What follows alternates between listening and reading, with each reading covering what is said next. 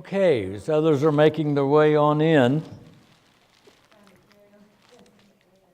we'll try to get us started a little closer to on time if we can, so we can get us out on time this evening. This will be our 21st episode together. Since last week, every week if we hear from people over the internet, I try to introduce them so that the day comes that they happen to be watching. And so since last time together, I think we had Anka in Berlin that we mentioned, and I may need help from our Greek friends over here. Panayotis from Sparta, Greece, was watching. Not only was he watching and contacted us, but he's been catching up on all of the videos in chronological order. And he said he sent another email today saying that he just jumped into the Gospel of John and had to watch last week's and was just blown away with it. So we're just getting these emails from all over the place. And then we heard from two ladies, Alina and Maria in Oslo, Norway, that are watching the videos. Robert from Melbourne, Australia. And then Roger in Indiana, Pennsylvania. I said Indiana, Pennsylvania, but that's the name of the town in Pennsylvania, in western Pennsylvania. So again, the miracle of this happening, there's a real good chance that there's more people watching us on the internet than's here tonight. It's beginning to happen to us. We're now up to 50 on the list that we've heard from Australia and all around. So it's exciting, and thank you for being part of this. We wouldn't be taping it otherwise. And I know that many of you, when you do miss, are able to catch up and go watch the videos yourself, and you've let me know what a blessing that is. So, okay, this evening then, if you have a book with you, we're going to be ready we stopped and we're in the middle of I don't know what chapter you're in. What page did we stop on for you guys? 511. Okay. Yours may be a little different. I go and correct any mistakes we have and so forth, and the page numbers change, so we should be ready for John chapter 10, verses 19 through 21 ought to be the heading, I believe. The conclusion to the Feast of Tabernacles. Okay, will that work for us?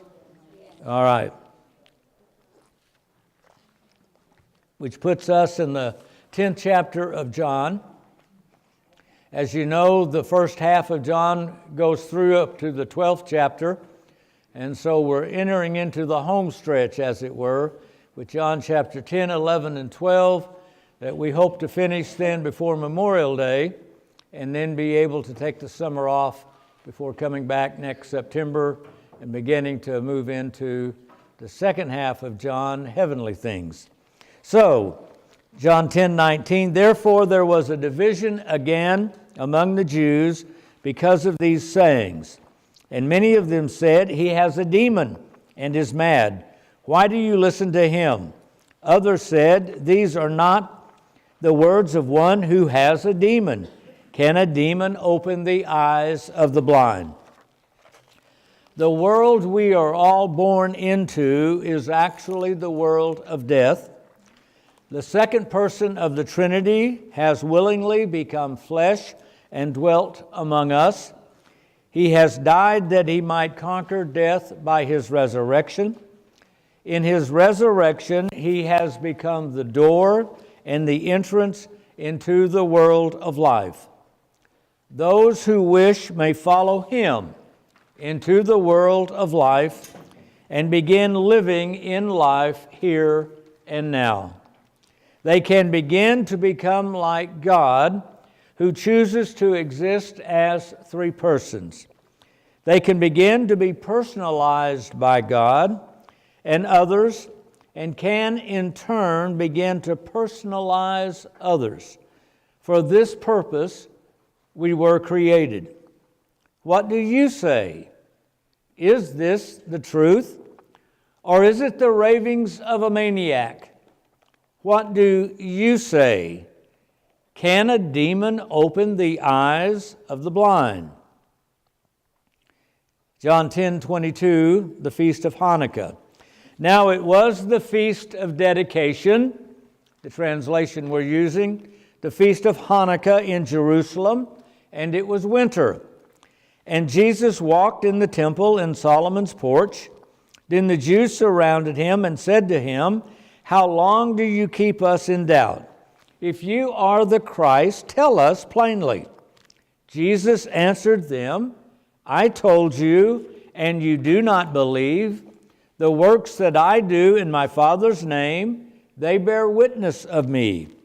But you do not believe, because you are not of my sheep, as I said to you. My sheep hear my voice, and I know them, and they follow me.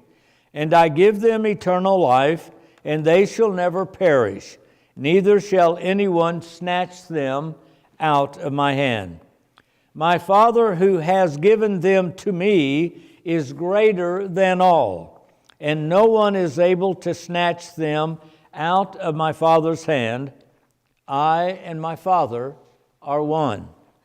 It was now the Feast of Dedication in Jerusalem, and it was winter. The winter holiday of the Jews is called the Feast of Hanukkah, the Feast of Dedication, or the Festival of Lights. There are three primary sources regarding the events that led to the creation of the Feast of Hanukkah. The oldest source is 1st and 2nd Maccabees, found in the Septuagint, written between 120 and 104 BC. The second is the Jewish Antiquities by Josephus, written in 94 AD.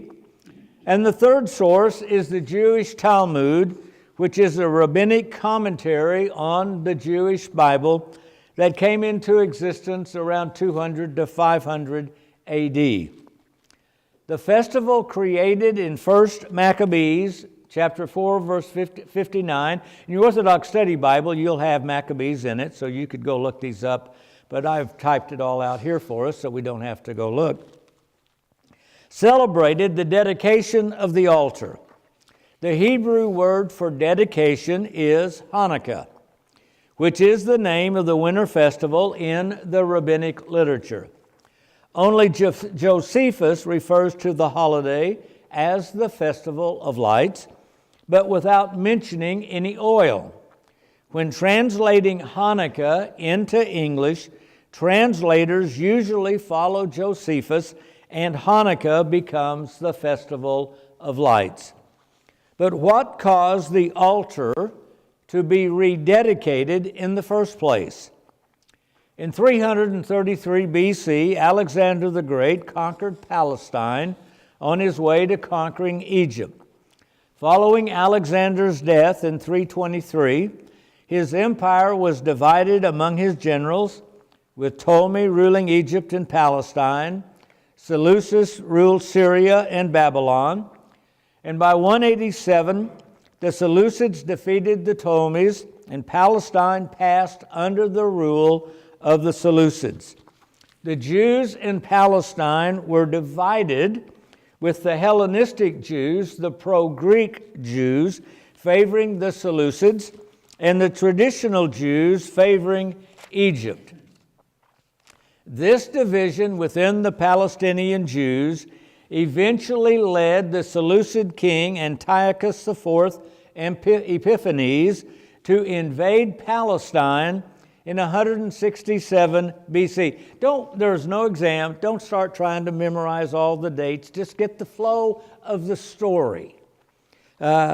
Epiphanes saw the Jewish religion as the root of his problem and decided to eliminate the Jewish religion. Observances of the Sabbath, the Jewish festivals, temple sacrifices and circumcision were forbidden. His overthrow of Judaism reached its height on the 25th of the Jewish month Kislev, December the 16th, 167 BC, when the two temples within Palestine, one in Jerusalem and the other on Mount Gerizim, remember the lady at the well in John chapter 4, those two temples were converted to the worship of the Greek god Zeus.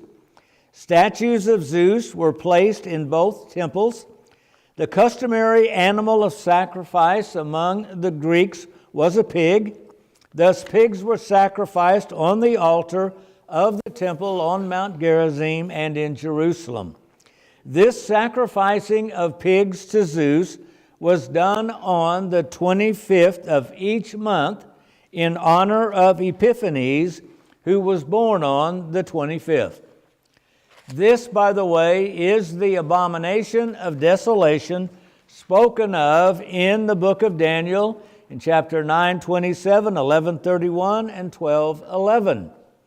Pigs are considered to be an unclean animal by the Jews, and the Jews do not eat pork.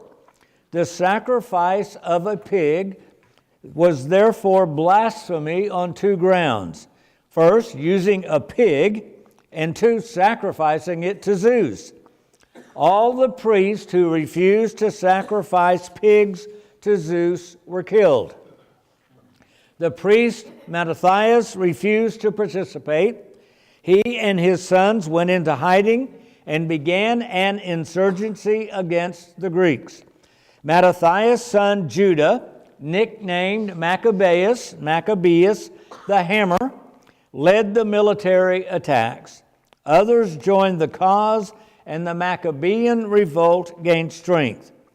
The books of 1st and 2nd Maccabees gives the account of how Judah the Hammer eventually defeated the Greeks, liberated Jerusalem, cleansed and rededicated the temple in Jerusalem. According to the Jewish Talmud, there was only enough purified oil to last one day. The temple lamps were filled and lit, and they instead burned for 8 days, long enough for the new oil to be pressed and purified and then consecrated, ready to be used. This is the miracle of the lights then, the oil that multiplied itself.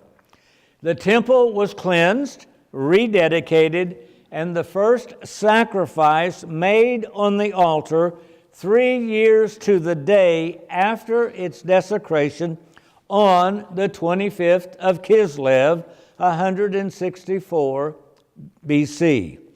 According to the Talmud, the festival of Hanukkah came into existence to celebrate the miracle of the oil. But the name Hanukkah means to dedicate, and therefore refers to the dedication of the renovated temple after its desecration by the Greeks, the Seleucids. So, is it an oil or a festival? However, the Maccabean accounts do not mention the oil, but they do mention the festival. Again, quoting the book of Maccabees, they arose early on the morning of the 25th day of the 9th month of the Jewish calendar, which is the month of Kislev, in the 148th year, that would be of the Seleucid Empire, and offered sacrifices according to the law on the new altar of whole burnt offerings, which they made. It was consecrated with songs and harps and lutes and cymbals at the time and on the day that the Gentiles had desecrated it. All the people fell down and worshipped and blessed heaven, which had prospered them. They celebrated the consecration of the altar for 8 days, and they offered whole burnt offerings with gladness, and the sacrifice of peace offering and a thank offering. They adorned the face of the temple with crowns of gold and small shields, and restored the gates and the priest's quarters and installed doors. There was great gladness among the people, and the disgrace of the Gentiles was removed. Then Judas and his brothers and the congregation of Israel decided that each year at that time the days of the consecration should be observed. They decided that each year at that time, meaning they're now going to observe this year after year, should be observed with joy and gladness for 8 days, beginning on the 25th of the month of Kislev. It happened on the anniversary of the same day the temple was profaned by the foreigners, that the purification of the temple took place on the 25th day of the same month, which was Kislev. They celebrated it for 8 days with rejoicing in the manner of the Feast of Tabernacles. Remember, we have been looking at the Feast of Tabernacles in the Gospel of John, remembering how a short time they had spent the feast living in the mountains and caves like animals. Therefore, carrying ivy-wreathed wands, beautiful olive branches, and even palm branches, they offered hymns of praise to Him who made possible the purifying of His own place. They decreed by a common edict and vote that the whole Jewish nation should celebrate these days every year. The oldest account of the festival of Hanukkah we just read to you. It's in the book of Maccabees, 1st Maccabees and 2nd Maccabees. There was no mention of the miracle of the oil. The miracle of the oil, as we mentioned just a while ago, is found in the rabbinic literature, the Talmud, that came into existence 200 to 500 A.D. I should also tell you that while the Jews, the rabbis at this time, are trying to get rid of the Septuagint, they are beginning to create the Masoretic text, partly because, as we saw last week, you can make too many Christians out of the Jews if you preach Christ out of the Septuagint. We dealt with that whole series last week. We talk about building the altar, and if we do the heavy lifting, the fire fell. Well, the fire fell last week. Tonight we're doing some heavy lifting again to lay the foundation, and if God is merciful to us, He'll allow the fire to fall. If not tonight, some other night, but we do the work that is here. When the rabbis threw out the Septuagint, they threw out 1st and 2nd Maccabees, which tells how they got the festival. They didn't throw out the festival, they kept the festival. They threw out the account of how they got the festival. And that should strike us as odd. But you see, the account I just read has nothing to do with oil. It is the rabbis 300, 400 years later that are telling us this story. I wonder why we want to focus on oil when it's not found in the original. I wonder what is in the original that ought to be thrown away by the rabbis because it was being used by the Christians. Am I being too suspicious? The Gospel of John and Hanukkah, then. In our discussion of John's use of the Feast of Tabernacles, we have already seen that in the same way that the risen Savior opened the understanding of the apostles to see Christ in the Jewish Scriptures, the same risen Savior illuminated John's understanding to see Christ in the Jewish Feast of Tabernacles. We've dealt with that for 2 sessions now. Christ promised to replace the destroyed Jewish temple with the temple of His resurrection. The Feast of Tabernacles, which celebrated the Jewish temple, therefore, for John, has become a feast for celebrating Jesus as the new temple that offers both the water of life and the light of life. As we have seen, the Feast of Hanukkah originated because those who had defiled the temple had been defeated and the temple cleansed and rededicated. 2 Maccabees 10:6 specifically links the inauguration of the Feast of Hanukkah with the Feast of Tabernacles. They quote, "They celebrated it for 8 days with rejoicing in the manner of the Feast of Tabernacles, remembering how a short time before they had spent the feast living in the mountains and caves like wild animals. Both the Feast of Tabernacles and Hanukkah were feasts used to celebrate the Jewish temple. They were temple festivals. Christ has replaced the temple with the temple of his resurrection. Thieves, robbers, and a den of thieves are not unlike the foreigners who desecrated the temple at the time of the Maccabees. Thieves, robbers, and a den of thieves are not unlike the Romans who destroyed the temple only 20 years prior to John writing his gospel.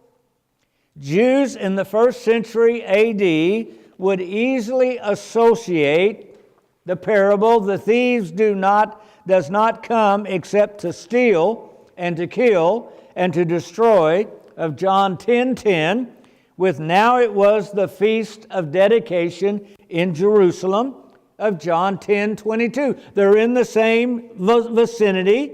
Right here in John 10:10, you got the thieves that come to steal, to rob, to desecrate. And then he says in John 10:22, you link together, and we're now talking about another feast of the temple.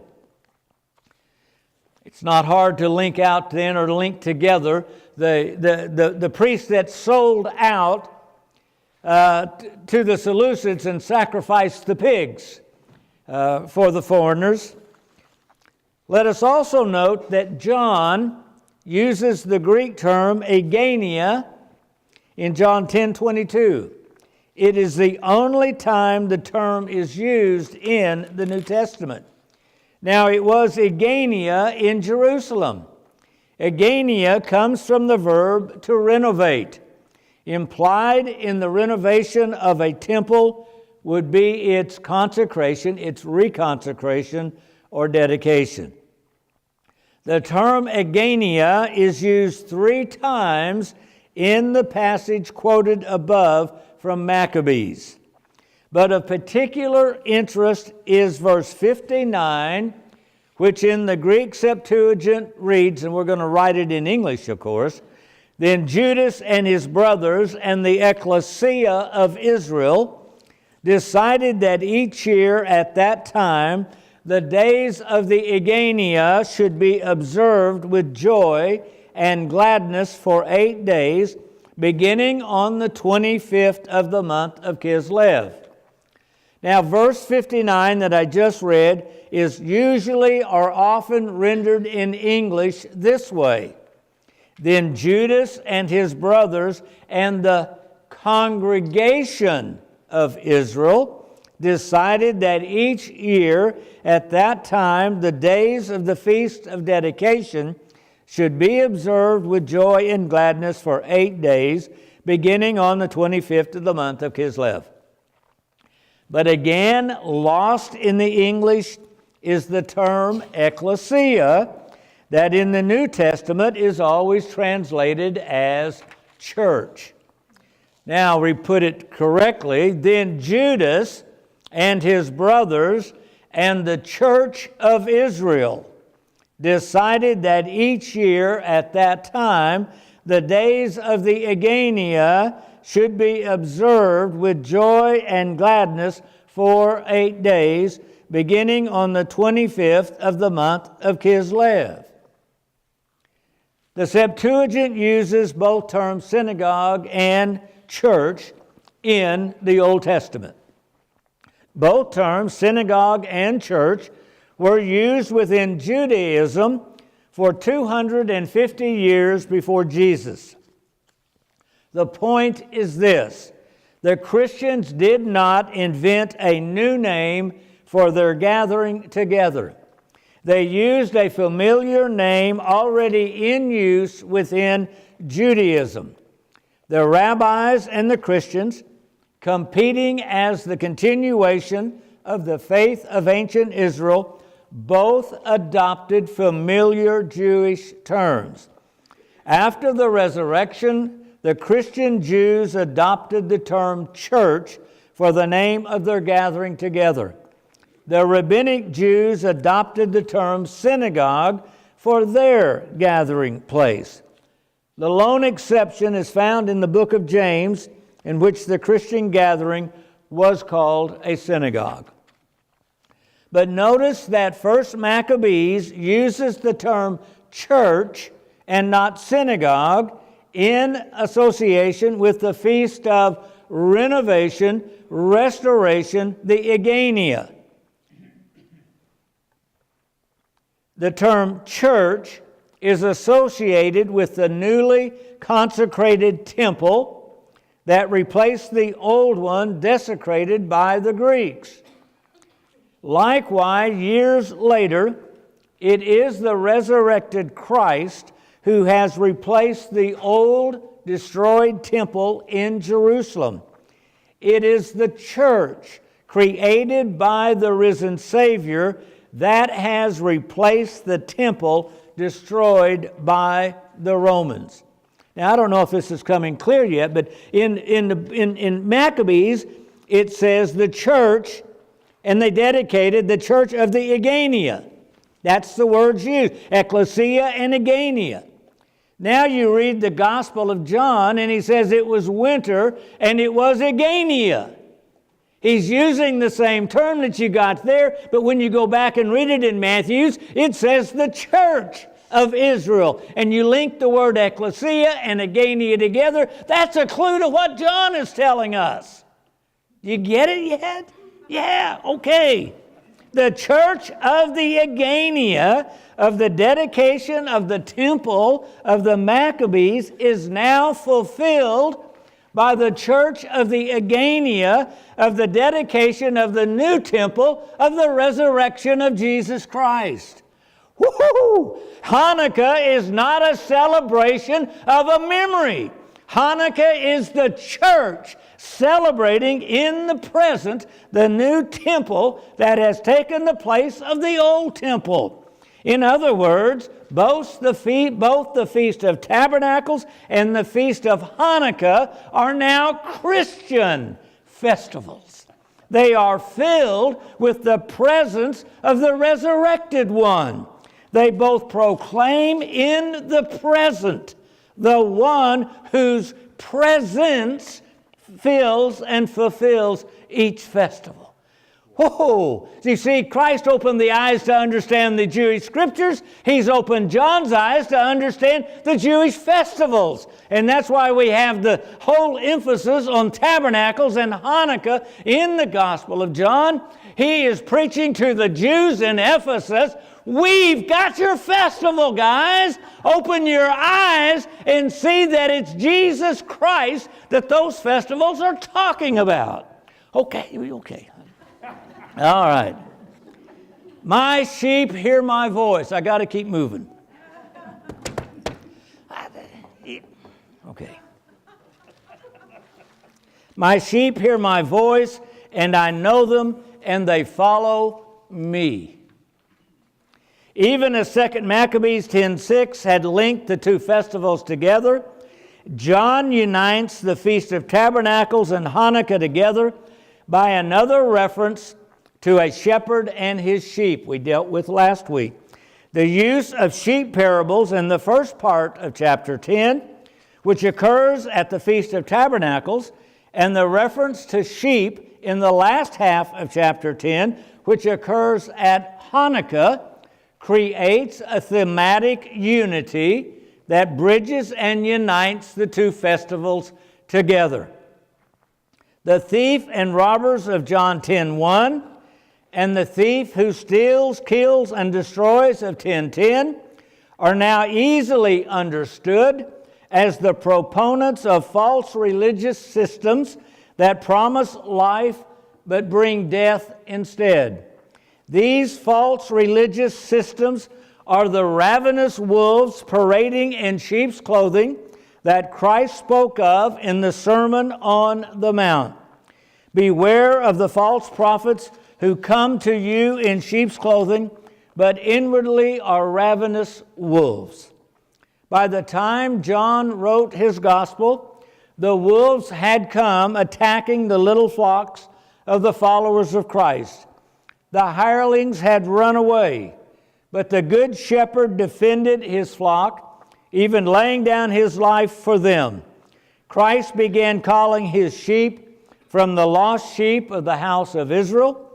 He was the shepherd who brought the 99 sheep to safety and went looking for the 100th sheep that was lost. Not only was Christ the good shepherd, he was also the shepherd of the other sheep which are not of this fold. Them also I must bring, and they will hear my voice, and there will be one flock and one shepherd. All across the Roman Empire, non-Jews heard the voice of the Good Shepherd and began following him. The book of Acts, using St. Paul, tells the story of the spread of Christianity in the Roman Empire. There were already Jewish communities with synagogues in the major metropolitan centers in the Roman Empire. Non-Jews were attracted to the moral code of Judaism and to its worship of only one God. They were known as God-fearers and were permitted some association with the synagogues. They could attend. They had to sit off by themselves, but the Jews permitted them. If they had submitted to circumcision, they might be treated as a Jew. Those who remained uncircumcised were akin to perpetual catechumens. When St. Paul came to a city, he went to the synagogue and spoke to the Jews there. Among those present were also the God-fearers, Gentiles sympathetic to Judaism.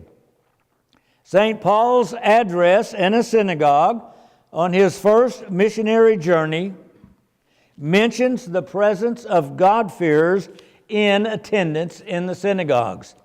Unfortunately, English translations do not make this clear. Quote, "Men of Israel and you who fear God, listen." It's just a generic. You who fear God, however, is not a generic statement. The Greek term oi phobo minoi ton theon is the specific term God fears. It is a technical term, God fears. Acts 13:16 actually says, "Men, you Israelites and you God-fearers, listen." Two separate groups that are there in the synagogue being identified. It was the God-fearers that heard the voice of the Good Shepherd. The issue of Gentile conversion forced the church to decide whether converts to Christianity had to become Jews, circumcised, in order to follow Christ. The issue within the church was hotly contested. The Apostolic Council described in Acts 15 was called to decide the issue. The decision was that Gentiles did not have to become Jews, be circumcised, in order to follow Christ. The synagogue required circumcision to be a Jew. The church did not. Roman imperial policy forbidding non-Jews to behave like Jews notwithstanding, the church embraced the admission of Gentiles. God was the creator, the God of all, and the only lover of mankind. Ethnic entitlement was excluded. But the wolves still came. The split between Rabbinic Judaism and Christian Judaism intensified over the issue of the Gentile mission and the non-circumcision of Gentiles. Within Christian Judaism, there were factions called Judaizers who believed that circumcision and the keeping of the Mosaic law were still required of Christians. These Judaizers would come in after St. Paul had founded a parish and attempt to impose circumcision and the keeping of the Mosaic law on the Gentile Christians. St. Paul's letters must be read with this background in mind. This battle with the Judaizers continued into the 2nd century. St. Ignatius of Antioch wrote, "It is monstrous to talk of Jesus Christ and to practice Judaism." Yes, the wolves had come. The hirelings had run away. But the Good Shepherd had sheep that were not of the Jewish fold. Them I must also bring, and they will hear my voice, and there will be one flock and one shepherd. The sheep who hear the voice and who follow him, because they know his voice, in John 10, 3 through 4, includes the sheep not of this fold, who also hear his voice, in John 10, 16. It is these two flocks that are sheep that hear Jesus' voice. The sheep that Jesus knows and who follow Jesus in John 10, 27. It's all linked together, Tabernacles, Hanukkah, the sheep. The fold is not an ethnic fold. It is not one's ethnicity that grants one entrance. Those who do not believe, even Jews, are not Christ's sheep. His sheep are those who know the shepherd's voice. They hear his voice. It is his voice they follow. They will by no means follow a stranger, but will flee from him. Jesus is the gate, the entrance into the world of life. Here already, now already, in this life already, we can step out of the world of death and enter into the world of life. So how do we live this life? I have come that you may have, that they may have life, and that they may have it more abundantly. How is life in the world of life lived? It is lived in an intimate, personal relationship with God, who is personal. My sheep hear my voice, and I know them, and they follow me. This is a living, personal relationship.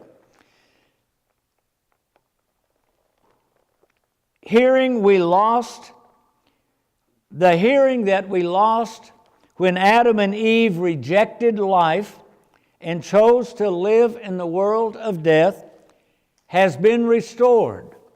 We can now hear the voice of God.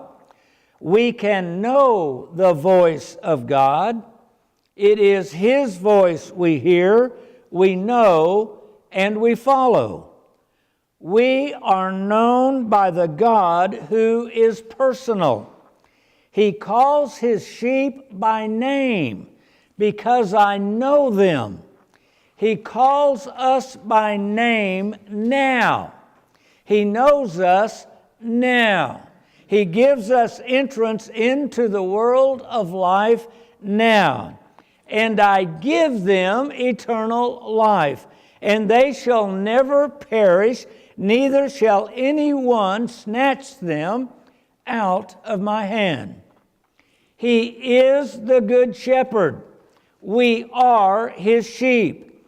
We have entered into the world of life with him. We can now hear his voice. He calls us by name, and we follow him. This is the abundant life. This is life in the world of life. Here already, now already, we have passed from death into life. We've spoken of this many times. John continues to bring it before us. This is the faith of the apostles. This is the faith of the church. This is the faith of the New Testament. You see, John is giving us a warning.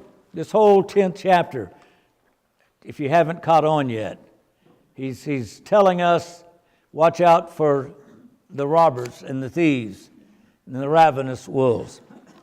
The unity of the church. At least since Marcion, 85 to 160 AD, there have been those who divided St. Paul from the other apostles. Some, as Marcion did, championed Paul. Others saw Paul as the Hellenizer and great corrupter of the original teachings of Jesus. Both groups saw Paul separated from the rest. But those who divide Peter from Paul fail to see the church, the worshiping community in which all the apostles lived. The authors who wrote the New Testament writings were first and foremost participating members of communities worshiping the risen Savior. It was not Peter or Paul who created the church. It is the church that formed them. It is Christ who said he would build his church, the new temple of his resurrection. It is the resurrection of Jesus Christ that dominates the landscape and informs and shapes every word and theme contained in the New Testament. Each author had his audience and his sheep that he sought to protect from their opposition, the opponents, the wolves who sought to devour them. It fell to John, being one of the last to write, to be able to stand like Moses overlooking the promised land, to soar like an eagle, and take in the whole sweep and panorama that came to pass because of the resurrection. Other authors, especially St. Paul, fought in the valleys down below. They were part of the same church and the same faith as John. They were shaped by the same risen Savior and the same resurrection. They too had stepped out of the world of death into the world of life. They each must be read, whether Paul or Matthew, Mark, and Luke, or John, from the perspective of the time and the issues they faced in their lives and that their parishes faced. The issues they grappled with and their opponents shaped the immediate content of what they wrote. But those issues and those opponents did not create nor define the faith that caused them to defend their flocks and to stand against their opposition. St. Paul, though grappling with the issues of his day in his letters, bore witness to this faith. Therefore, if anyone is in Christ, he is a new creation. Old things have passed away. Behold, all things have become new. One left the world of death by embracing Christ's crucifixion. I have been crucified with Christ. It is no longer I who lives, but Christ lives in me. And the life which what's that next word? Now live. I live in the flesh. I live by faith in the Son of God. Christian baptism was the means by which one embraced Christ's crucifixion and was resurrected to walk in newness in this life. The urgent need to proclaim and defend a crucified Messiah that defined St. Paul's era had receded after the destruction of the Jewish temple in Jerusalem. Matthew, Mark, and Luke served their parishes and the church by creating catechetical gospels for instructing inquirers and catechumens. To John, the eagle, it fell to share the deeper meaning of being a new creation and to walk in newness of life. John wrote his Mystagogic gospel but he did not invent the mystagogic faith. The mystagogic faith is the faith of the apostles. It is the faith of the church. It is the worship of the church. There is no division between Peter and Paul. There is no division between the synoptic gospels and John. Every book in the New Testament embodies the mystagogic faith of the church. I and my Father are one. A central issue throughout the Feast of Tabernacles discourse is the division among the people over the identity of Jesus. Is he the Messiah? If so, is he the kind of Messiah they have in mind? The apostolic confession has always been, you are the Messiah, Christ. In Matthew, the confession is expanded to indicate a new understanding of the term, you are the Messiah. You are the Christ, the Son of the living God. In John's Gospel, it is the apostolic understanding of what the apostolic confession means that is given. You have the words of life. We have come to believe and know that you are the Holy One of God. We're not talking about some political guy anymore.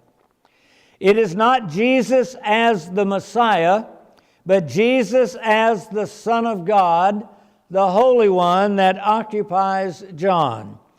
More than any other gospel, John speaks of the Father and the relationship of the Son and the Father with each other. The question of who Jesus is divisive.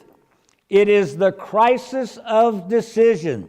It was then, it has been throughout history, it remains so now. In our discussion of the liturgical structure of John chapter 6, we noted the creedal function of the apostolic confession that was in John 6, 68 and 69. You have the words of life. We have come to believe and know you are the Holy One of God. The two prior verses, as you remember, indicate a division and the use of the creed to define those who follow Jesus. From that time, many of his disciples went back and walked with him no more. Then Jesus said to the 12, do you also want to go away? The central question of the synoptics is, who do you say that I am? John takes the answer to that question for granted, and Christ asks his would-be followers a question that reminds us belief is not academic, it is existential. Do you also want to go away? It is a life and death decision. Remain on the train like the Jews, or get off the train and go with Oskar Schindler. Is this train taking us to a happy retirement center or to a Nazi death camp? Are we going to stay on board the train like everybody else around us? Who is telling the truth? Is it Jesus who gives life, or is it that train taking us to the camp? Well, that's probably a pretty good time to take a break, don't you think? We'll take a short break and come back and see if we can finish up tonight then. Let's break. Thanks. Has been rewritten, if you will. The handout will have us at some point turn, and I don't know what page number it'll be in yours, but it'll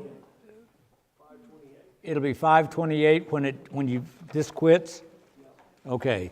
So you may go ahead and open your book to say 528 if you want. Did you get one, Laura? Okay. Okay. Because this will replace your opening chapter pages to there.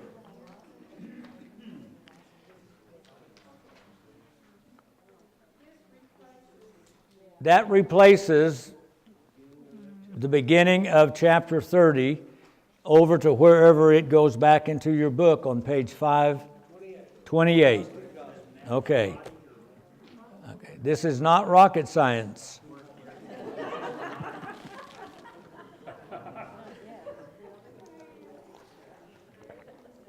Okay.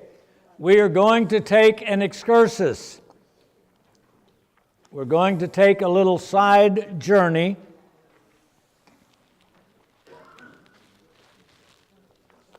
The thief does not come except to steal, kill, and destroy. John's Gospel is not a hodgepodge collection of chapters haphazardly hung on a clothesline. The 9th chapter was about blindness, baptism, and illumination. The shepherd parables of the 10th chapter are a warning to the newly illuminated of the danger of thieves and robbers who will seek to steal them from the Good Shepherd, and of the necessity of protecting themselves by knowing only the voice of the Good Shepherd. The warning is real because the danger is real. The thief does not come except to steal, kill, and destroy. Let us make no mistake. The thief does not come except to steal, kill, and destroy. The sheep that follow the Good Shepherd are always in great danger. The sheep that follow the Good Shepherd are always the target of the thief and the robber.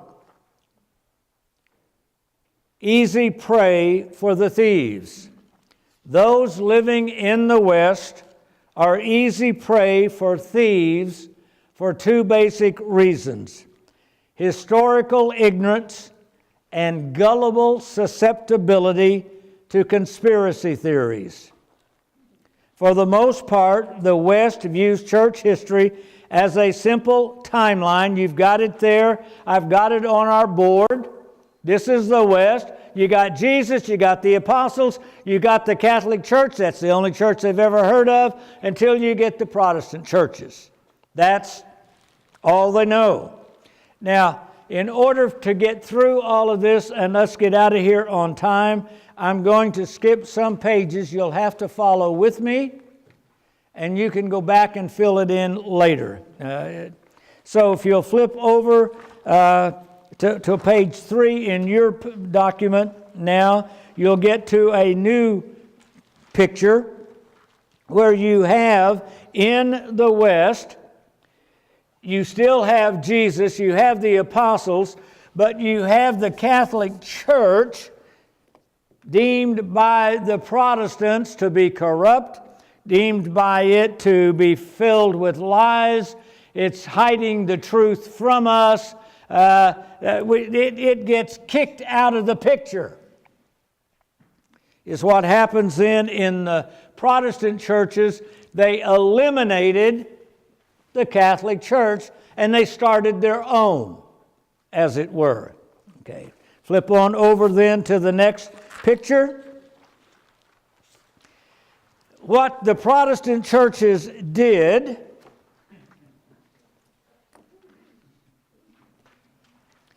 having no history here, many of them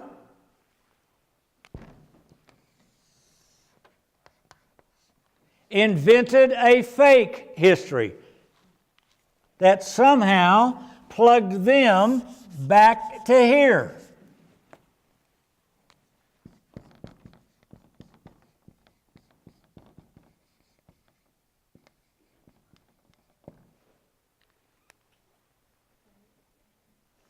If you reject 1,500 years or from 100 to 1,400 years of history, you got to fill in the gap, and why not invent something? So they did. And then we can flip on over. I just want you to see that at this point. This is the Protestant world that all the Protestants I've ever known are living in. It's the Protestant world I grew up in. It's the Protestant world that surrounds us. We are totally ignorant of this 1,400 years. We demonize the only church that we know at that time and come and invent our own histories to somehow, or the church of what's happening now doesn't need a history. We just got now that's there. Okay, then if you will look at, I'm just skipping, you can fill all of that in. If you look on page 5, it says heresies. Part of what is missing in that lack of historical knowledge is the knowledge of heresies. So let us just consider it for a moment, and again, for brevity's sake, if you'll flip your page over to page 6. Religion in first century Rome was very much like religion in 21st century America. Protestant churches have always reflected their culture. When culture was monolithic, it was not noticeable. However, in contemporary, pluralistic 21st century America, the hybridization, making of hybrids, of Western Christianity and culture is quite striking. Examples of hybrid Christianity include churches that are MTV plus Jesus, feminist plus Jesus, Marxist plus Jesus, social gospel plus Jesus, LGBTQ plus Jesus, patriotism plus Jesus. On the other hand, Christian terminology or beliefs have been borrowed by non-Christian groups and incorporated into their beliefs or rituals, and part of the whole New Age movement. In the United States today, any and all of the above examples exist. The term heresy identifies hybrids from the original. Heresy comes from the Greek term heresis, which means to create a choice, to offer a choice. When applied to religion, heresy is the creation of an alternative version of the original that creates a choice between the original and the new choice. To distinguish the original from the alternative choice, the original is known as orthodox, from the Greek verb orthodoxeo, used by Aristotle to mean having the right opinion. In normal usage, for example, the term orthodox means the original or normal way of doing something, as in, he has an unorthodox golf swing, meaning he doesn't have a normal golf swing. Heresy, therefore, is a modification or alternative that offers itself as a choice instead of the normal orthodox original. The one who creates the choice by creating an alternative to the original is known as a heretikos, a heretic, as is one who chooses the alternative instead of the original, that which was orthodox. The chooser who chooses the choice is called a chooser. That is, a heretic who chooses the heresy is called a heretic. And if you'll flip over with me to page 7, now that we understand what the word heresy means, in order to understand the strategy of the present day opposition, and this is where we're headed, the opposition to the gospel of Jesus Christ tonight in the United States. And in order to understand it, we have to understand some background information. First of all, the quest for the historical Jesus. In the 18th century, historical methods were used to create an historical portrait of Jesus. This first quest lasted almost 100 years after Albert Schweitzer published The Quest for the Historical Jesus in 1906.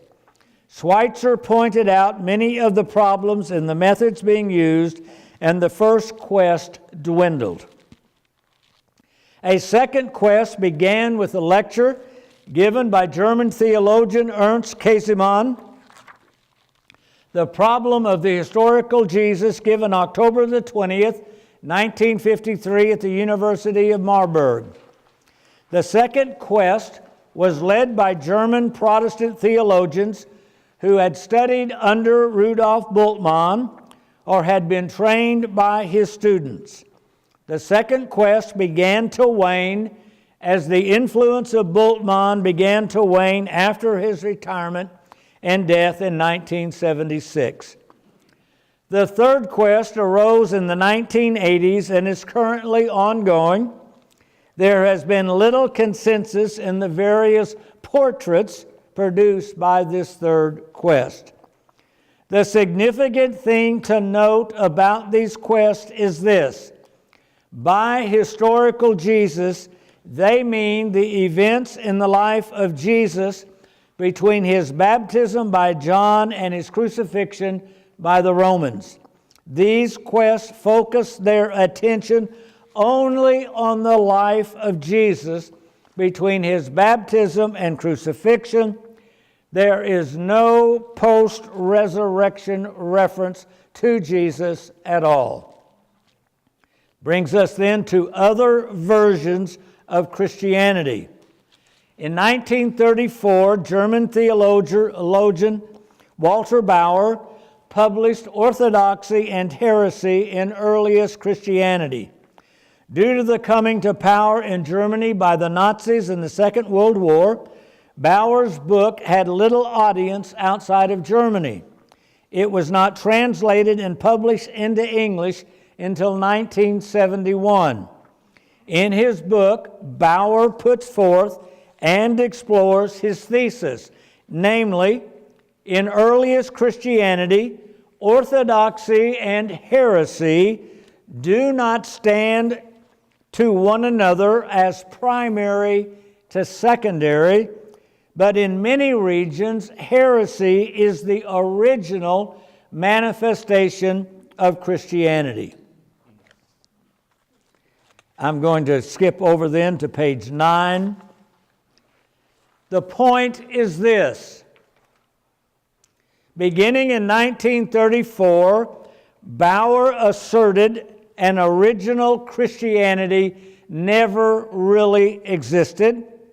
There never was an original Christianity from which alternative variations arose. Instead, according to him, originally, there was a great variety, variations, and versions, all equally being expressions of the Christian faith. Eventually, a struggle occurred between the different versions as they competed for converts. According to Bauer, under Emperor Constantine, one version of Christianity became the dominant version.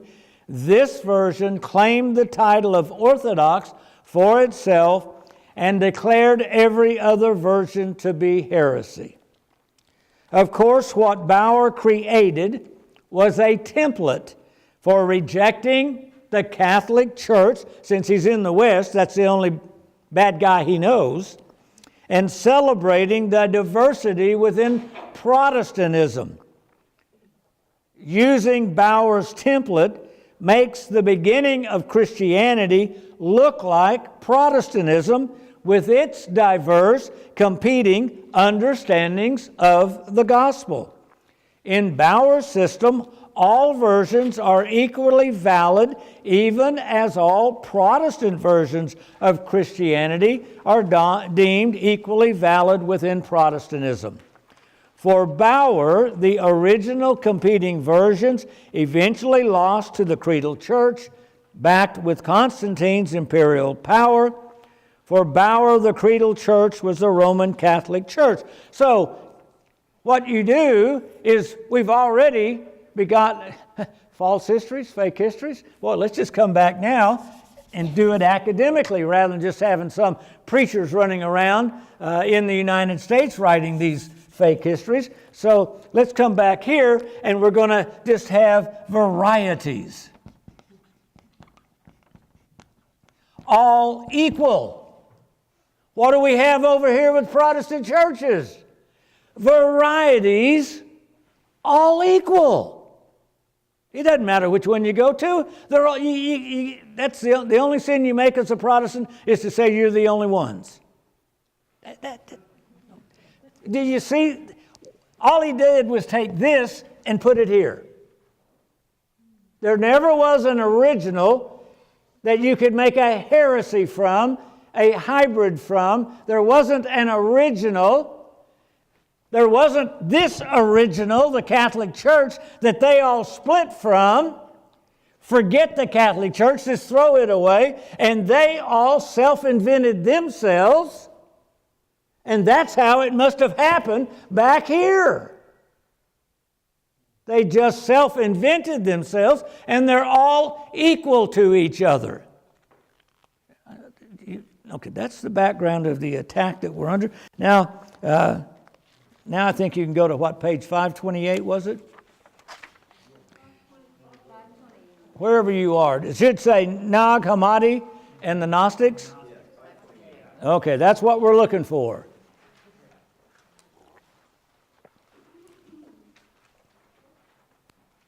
A discovery in Egypt added fuel to Bauer's Protestant template.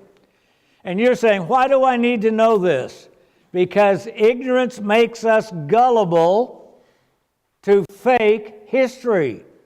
We have to know the true history so we're no longer a prey and susceptible to the wolves. In December 1945, two farmers in Egypt discovered a buried library of Gnostic texts. The collection is named for the region in Egypt where the collection was found. The Gnostics were possibly a pre-Christian sect that adopted and adapted some things from Christianity. They are known mainly in their relationship with Christianity. They would be one of those heresies then, an alternative to the original. The Gnostics were Neoplatonists, holding that the physical world of matter was evil, while the heavenly world of the spirit was good. They applied this dualism to Christianity. Therefore, they rejected the incarnation on the grounds a holy God could not become evil flesh.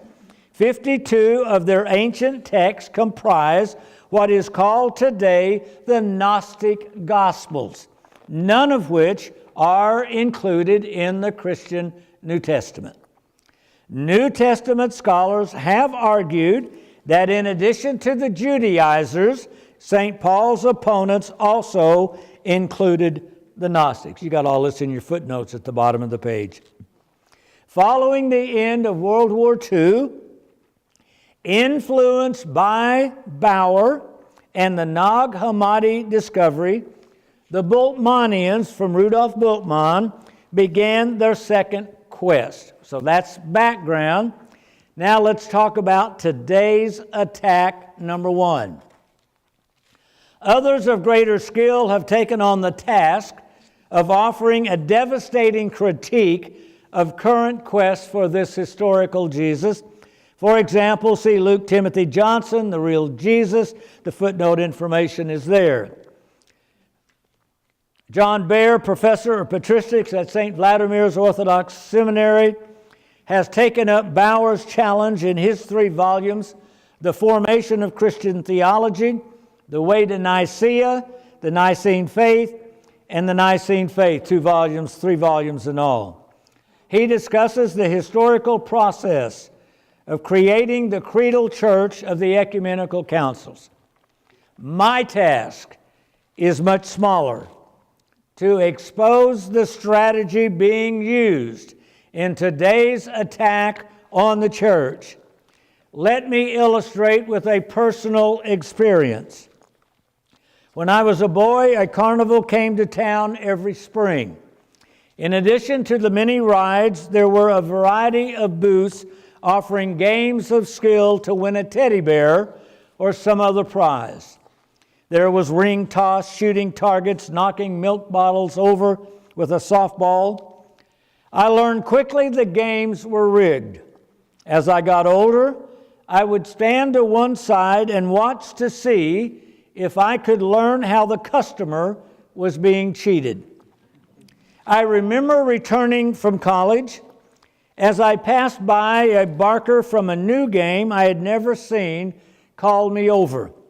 I knew I was being conned, but I wanted to see if I could figure out how the game was rigged. The game started slowly with me doing well. The ante was raised for me to continue. I played along. I lost. I lost again. Then, as I lost for the 3rd time, I knew how he did it. I smiled at the barker, reached across, shook his hand, and said, "Thanks for the education." I have never played a game at a carnival since.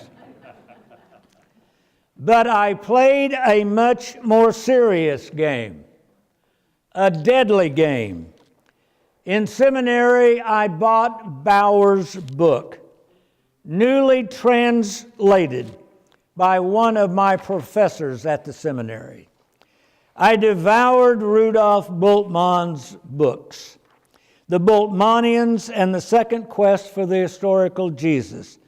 And the more I played, the more I lost. In 1980, I walked away from the game.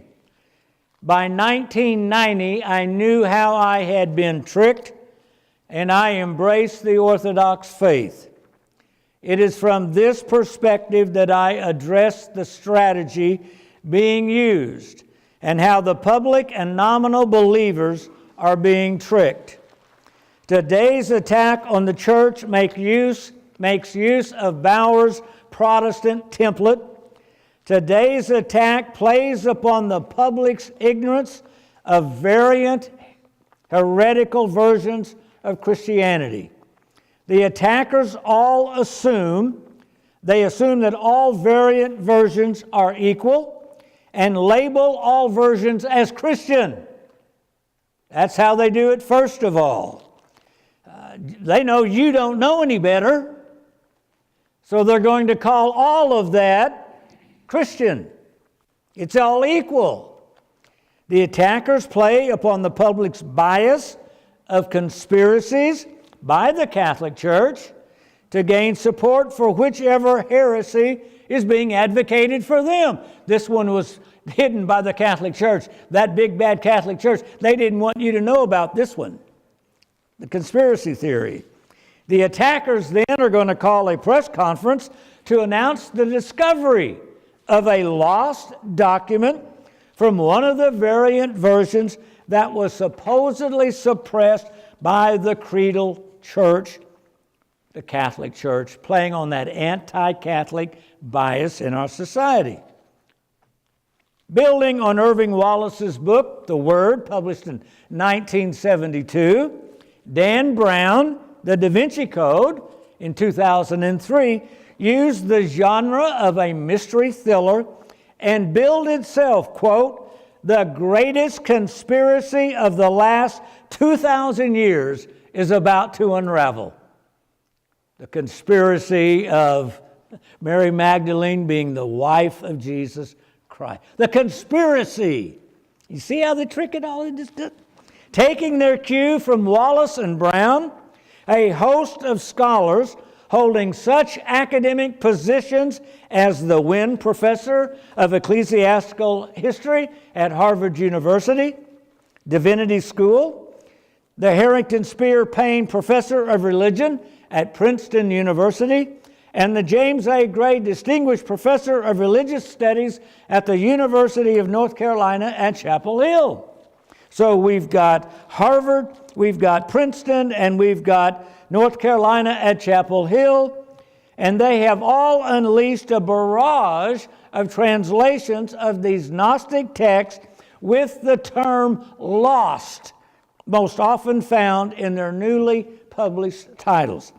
Some recent titles include The Lost Gospel, The Quest for the Gospel of Judas Iscariot, Misquoting Jesus, the story behind who changed the Bible and why.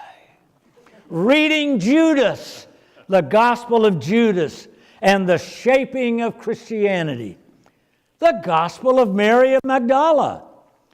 What is Gnosticism? The Gnostic Gospels. Lost Christianities. The battle for Scripture and the faith we never knew.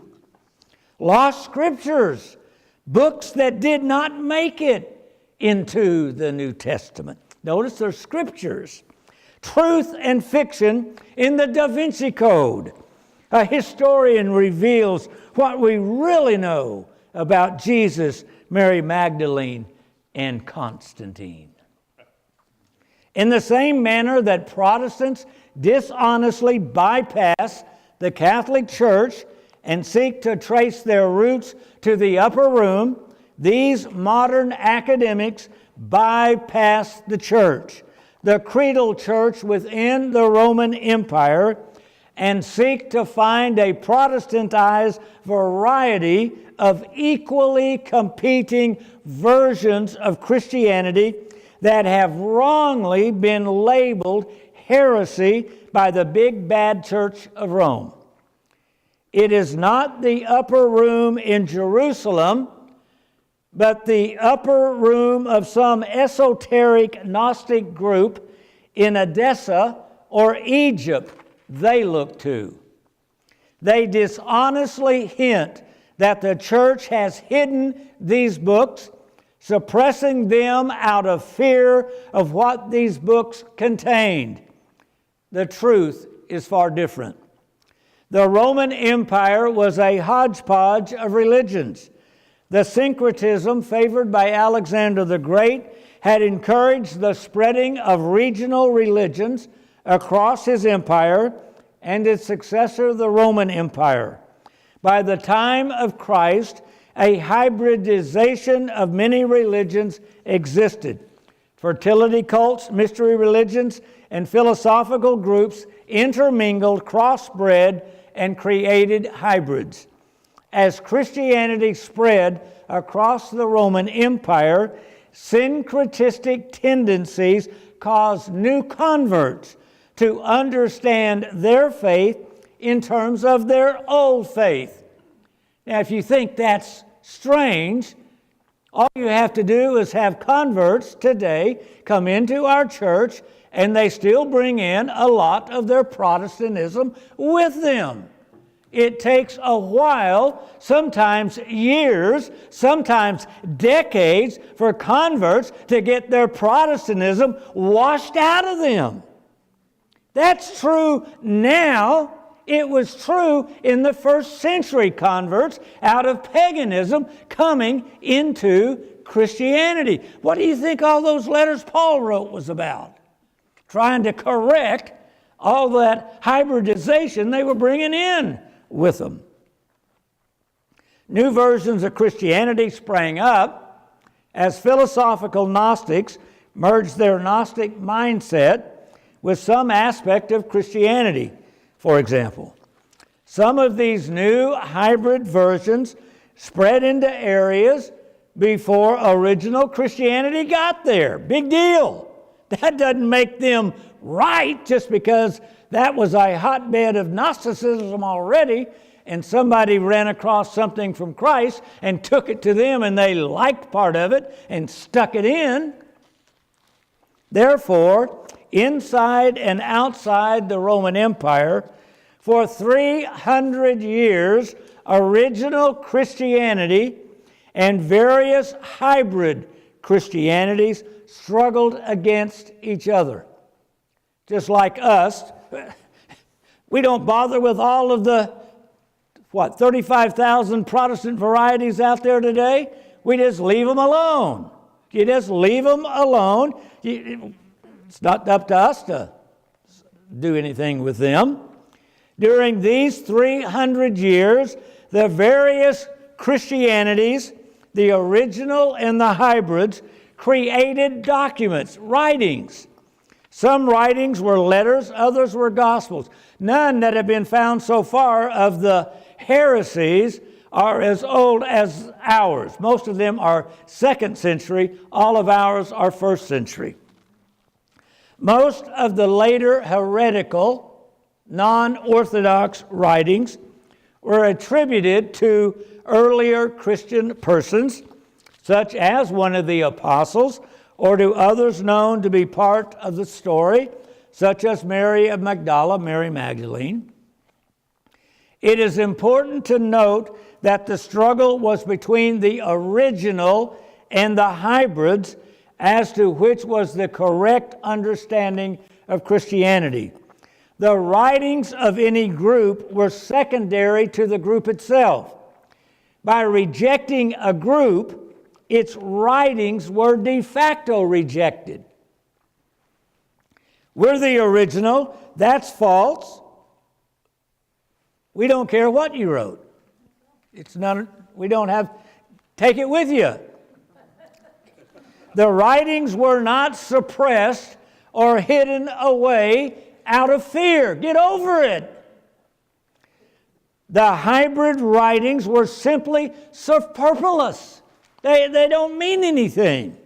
The fact that 2,000 years later, the general public has never heard of the Gospel of Thomas or the Gospel of Mary of Magdala is due to a lack of historical memory, not to a conspiracy, deception, and deceit on behalf of the church that prevailed. It should be noted, a generation of academics today is making a living preying on an unsuspecting public by using the specialized historical memory that exists among historical experts. Their publications are not being released to broaden the historical memory of the general public, but to accuse by innuendo the creedal church with fraud and deceit. They act like academic scholars. That's part of how the wolves gain access. It should be further noted, in much the same way as the struggle during the first 300 years was between original Christianity and a variety of hybrid versions, today's attacks come from hybrid groups within Protestant heterodoxy. Finally, the concept of an authorized collection of accepted writings, a canon, the New Testament, came from Marcion, a heretic who created the first New Testament, the first collection of Christian writings. Original Christianity rejected Marcion and his teachings, but the concept of an approved list to be read during public worship was embraced by the church. In 367 AD, Athanasius, Bishop of Alexandria, issued to the churches of his diocese his Paschal Easter letter, in which he announced the official list of religious writings that could be read in public worship within his diocese. The Third Council of Carthage adopted his list as the official canon of the Old and New Testament of Latin Christianity in 397. This canon ultimately became the accepted canon of the whole creedal church. I'm going to skip over Martin Luther. I've talked about him and how he created the Protestant Bible, I think last week or the week before. So if you'll skip over about 1, 2, 3 paragraphs, none of this is hidden information. None of this is hidden information. This information is no more hidden than the existence of the Mayan calendar was hidden. Most of the general public had never heard of the Mayan calendar. You may have already forgotten. Remember back in, was it 2000 or so, or in that, whenever it was? We've never heard of the Mayan calendar, not because of some conspiracy to hide its existence. Likewise, the history of the church against hybrid versions, as well as the existence of writings considered sacred within those hybrid versions, has also never been hidden. Just like the existence of the Mayan calendar, this information has always been known to anyone who wanted to look for it. And just like the Mayan calendar, the existence of the writings of these hybrid versions has done little to alter the everyday lives of the general public, though, like with the Mayan calendar, there are those who stir up the general public and create anxiety where none needed to exist. For us in this study, it is needful to be reminded of the words of Athanasius in that Paschal letter, that a distinction between the original and the hybrids should be made unless, quote, the ignorant and simple be led astray by evil thoughts concerning the right faith, and fearing that some few of the simple should be beguiled from their simplicity and purity by the subtlety of certain men, and should henceforth read other books. That's called stealing the sheep. There are always the gullible. We are always potentially gullible in those areas we know not of.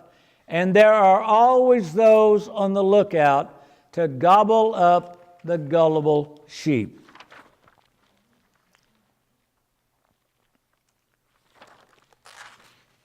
That these would be led astray because of the similarity of the names. Mary of Magdalene, it's got to be the truth.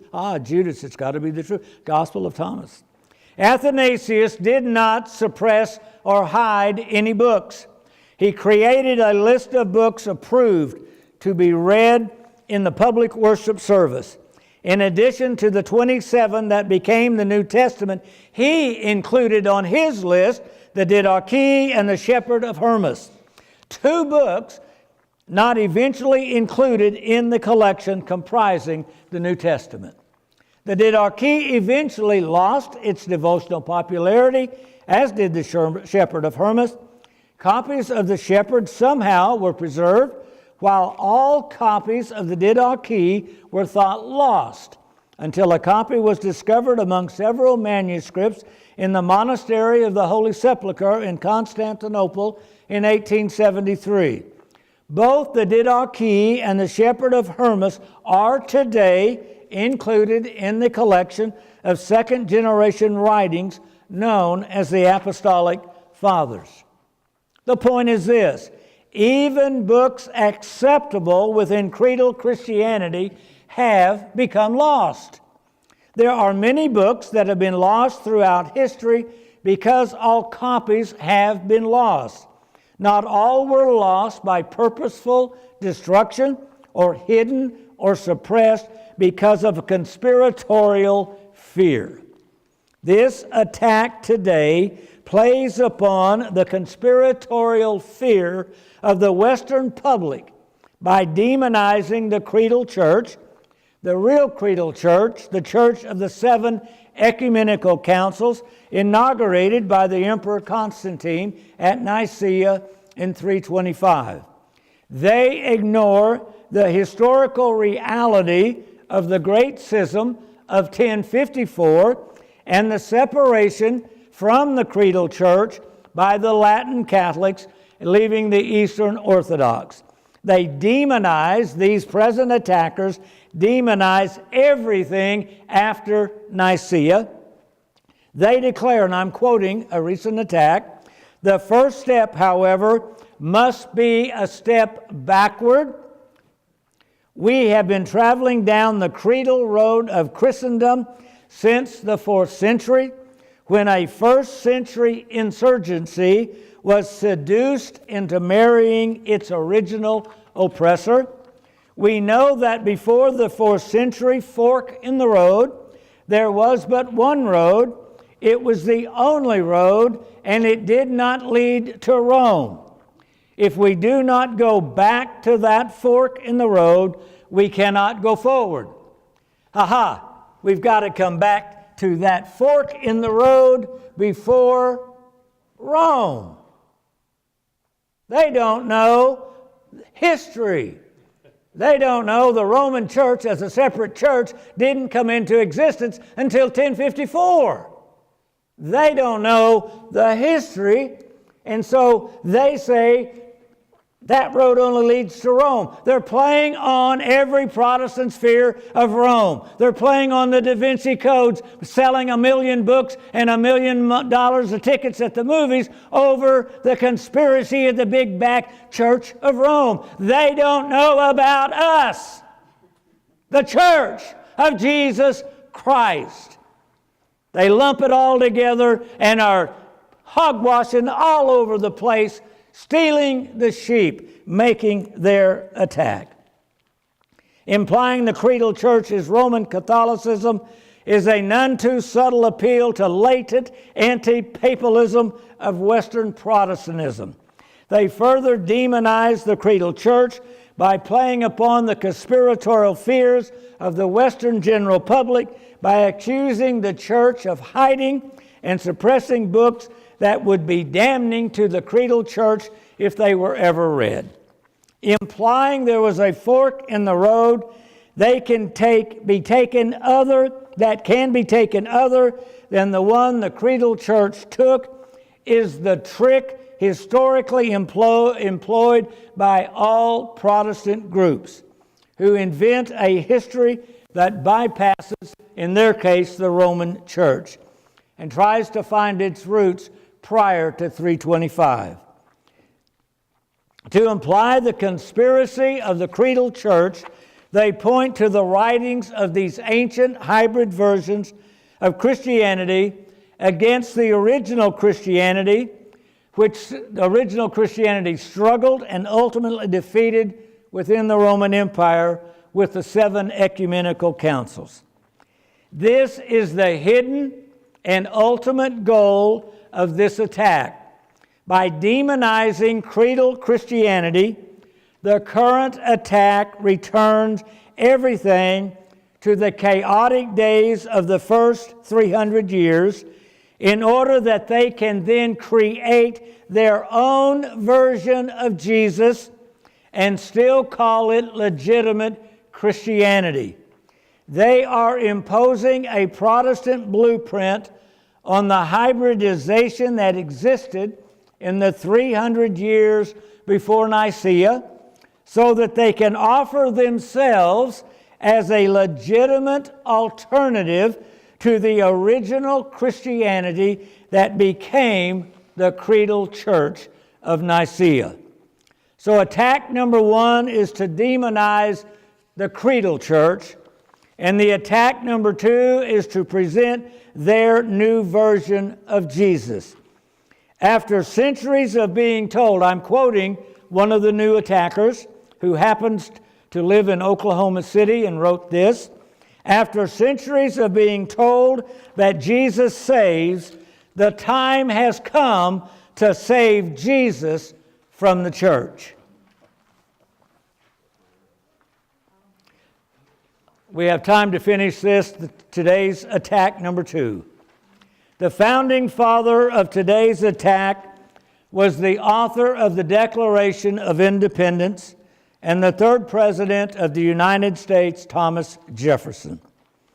As did other Enlightenment rationalists, Thomas Jefferson sought to create a new Jesus by expurgating the New Testament Gospels of anything that appeared divine: the virgin birth, the miracles, and the resurrection. Known today as the Jefferson Bible, Thomas Jefferson's The Life and Morals of Jesus of Nazareth contained his redaction of the 4 Gospels made in February of 1804 that he cut with a razor and pasted into a single collection of those passages that made sense to him. According to Yaroslav Pelikan, until his death in 2006, the Sterling Professor of History at Yale University, Jefferson's purpose was one of rescue. Like other Enlightenment rationalists, Jefferson was convinced that the real villain in the Christian story was the Apostle Paul, who had corrupted the religion of Jesus into a religion about Jesus, which thus had, in combination with the otherworldly outlook of the 4th Gospel, produced the monstrosities of dogma, superstition, and priestcraft, which were the essence of Christian orthodoxy. The essence of authentic religion, and therefore of the only kind of Christianity in which Jefferson was interested, needed to be rescued from these distortions so that the true person and teachings of Jesus of Nazareth might rise from the dead page, the only kind of resurrection Jefferson was prepared to accept. I didn't make it up. Here's a copy of it, the Jefferson Bible. What I just quoted from is from Pelikan. It's in here. It's where I found it. What Jefferson did privately, today's new attack does openly. The battle plan is quite simple. The new version of Jesus claims to find 2 voices in the Gospels of the New Testament: a pre-Easter voice that more likely belongs to Jesus, and a post-Easter voice that more likely belongs to the Christ of the early church. According to them, the pre-Easter Jesus is the real Jesus, while the post-Easter Christ is an overlay that obscures the real pre-Easter Jesus. A chapter's title in a book by one such author states the matter succinctly, quote, "Jesus the teacher, not the Savior." In seeking to glimpse the Jewish man behind the Christian myth, this latest attack wants a guru, not a God. In order to gain legitimacy for their Jesus the teacher, they need to cast aspersions on the 4 Gospels of Matthew, Mark, Luke, and John. That is, they must make the 4 Gospels appear less legitimate. They attempt this by placing alongside the 4 Gospels 16 other Gospels they imply are historically equal to the 4. They suggest these 16 contain revelations that offer tantalizing evidence of things the church does not want known, which is why these 16 are not part of the church's New Testament. When the dust settles, the attackers offer us their pre-Easter Jesus the teacher. At least the humanist community congregation at Harvard University is honest. They meet as a church with homilies, songs, receiving an offering, but they are openly atheist and make no pretense of hanging on to Jesus, pre-Easter or otherwise. For 2,000 years, would-be followers of Jesus have come and gone. They kept as little or as much of the church as they liked, mixed it with pop philosophy, pop psychology, baked it within the zeitgeist spirit of their times, and created their own versions of Christ, the church, and Christianity. The historical landscape is littered with the writings of these wannabe believers. Today there are those who believe there is a pre-Easter historical Jesus and a post-Easter Christ separately created by the church. They seek to discover the Jewish man behind the Christian myth. Their task is difficult, they say, because adoration of the post-Easter Christ so dominates the language and liturgy of the church that the wisdom of a pre-Easter Jesus is all but lost. Time and time again throughout history, a division occurred as new disbelievers wanted part of Jesus, but not all of him. And each time a new generation of believers took their stand with the apostolic 12 and confessed what the church has always confessed. The debate over the identity of Jesus continues. Who is he? Where does he come from? Jesus in John's Gospel says, I and my Father are one. You can't have Jesus without getting the Father. You can't have Jesus without getting his church. Amen. Well, God bless you for being here.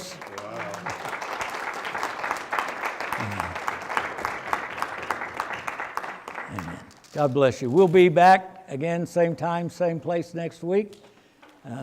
Wow, we ended up with a full house. Thank you for getting here and getting in. And just God bless you. Be careful going home.